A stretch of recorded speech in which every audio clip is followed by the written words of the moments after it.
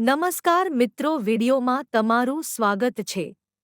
તો જોઈ લઈએ આજના દેશ, દુનિયા અને ગુજરાતના સૌથી મોટા સમાચાર। મિત્રો, આ સમાચાર છેલ્લે સુધી જોવા વિનંતી, કારણ કે આજના સમાચાર ખૂબ જ ઉપયોગી અને આવનારા સમયમાં ખૂબ જ લાભદાયક પણ બની શકે છે। મિત્રો, ચેનલ પર તમે નવા છો તો ચેનલને જરૂરથી સબસ્ક્રાઇબ પણ કરી લેજો અને વિડિયોને એક લાઇક કરી દેજો।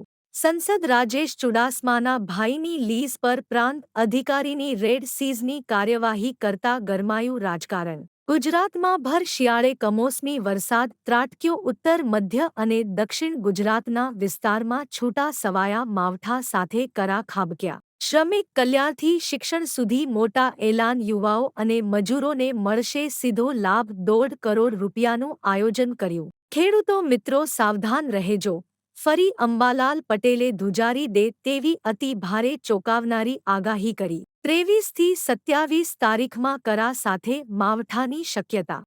પોરબંદર દરિયા કિનારેથી ગુજરાત એટીએસે કોસ્ટગાર્ડ સાથે 140 નોટિકલ માઇલ દૂર જઈ શંકાસ્પદ કેમિકલના જથ્થા સાથે 2 શખ્સોને ઝડપી પાડ્યા। આપ ધારાસભ્ય ગોપાલ ઇટાલિયાએ ખોટા ખેડૂત જમીન ખાતેદાર મુદ્દે વિધાનસભામાં સુધારા દાખલ કર્યા। ભારત સરકારે મુંબઈના દરિયાકાંઠ નજીક પેટ્રોલ ડીઝલ ભરેલા 3 શંકાસ્પદ જહાજ જપ્ત કરાયા। મિત્રો, સમાચાર હજી છેલ્લે સુધી જોજો, તમારા જિલ્લાની માહિતી બાકી છે।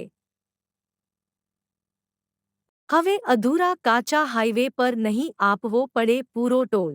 1 એપ્રિલના રોજ બદલાશે નિયમ।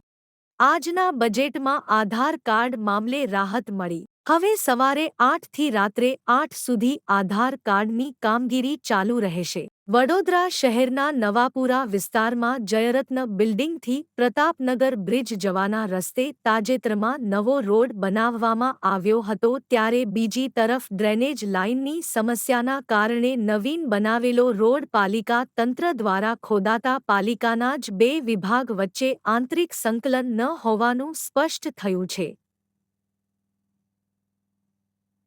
સમગ્ર કામગીરી એક વિવાદિત હોવાનું જણાવી સામાજિક કાર્યકર્તાએ ભ્રષ્ટાચારનો આક્ષેપ લગાવ્યો છે।